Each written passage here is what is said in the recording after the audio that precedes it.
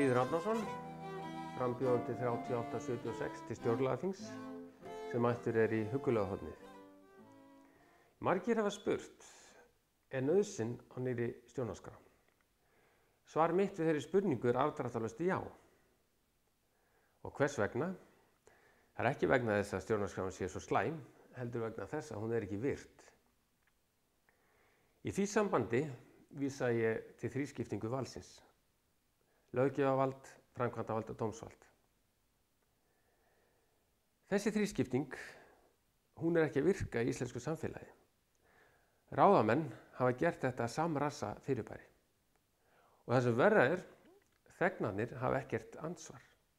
Það er ekkert ákvæði í stjórnarskránni sem veitir þegnunum þann möguleika að segja við ráðamenn sem fara á geist eða hunsa stjórnarskrána hingað og ekki lengra.